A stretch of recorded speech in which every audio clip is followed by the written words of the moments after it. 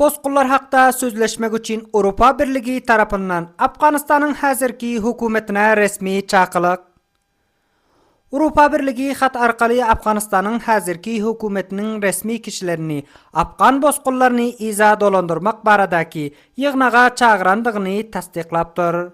Avrupa Komisyonunun sözcüsü gepleşiklerin Avrupa devletlerinde iqamasi yok adamlar barada bolup, olary Avrupa Birligi'nin hopsuzluğu için qorqulydığını nıqtıyor.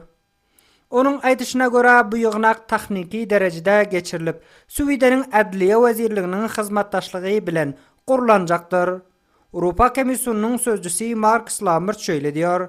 Avrupa Komisyonunun İçer İşler Umum İdarası Suvidenin Adliye Vezirliği bilen birlikte Afganistan'ın hakim resmilerine Brüksel'de geçirilecek texniki yığınağa katlaşmak için tayarlık görmekleri barada xat iberelliklerini tasdiqlap bilecek.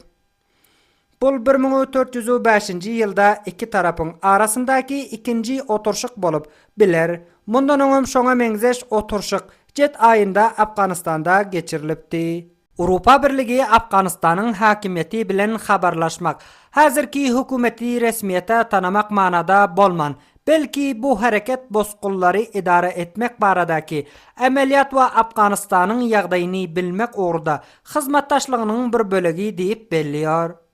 Marcus Lomert sözüne şöyle devam veriyor. I can confirm Avrupa Birliğine Avrupa Gengeşi tarafından Afganistan'ın hakimiyetini bilen öz ameliyat hareketlerini saklamak vazifesi berilen, bu mesele hiç suratta olary resmiyete tanamak däldir. Şöyle hem Avrupa Birligi Afganistan'da habarlaşmagy aňsatlaşdyryp, düýp maksatı öz huzuruny saklamak we ýagdaýy göz öňünde tutup, agza ülkelere kömek edip, Afganistan'ı goldamaga dowam bermekdir. Öňkü diplomat Aziz Meyraş bu hakda şöyle diyor. باید دولت او را به مجلس رسمی دعوت کردن ای خود غیر مستقیم با معنای رسمی شناختن یا حاکمیت آن را قبول کردن هست اما بسیار خوب Diplomatik usullara layıkta bir devleti inanmaga ve onu oturşaga katnaşmaga resmi çağırmak, gayri müstakim şekilde ol devletinin hakimiyetini resmiyete tanamak bolup biler. Afganistan'ın hazırki hükümeti bu oturşaga katnaşacaktığı barada hiç saat deýmendir.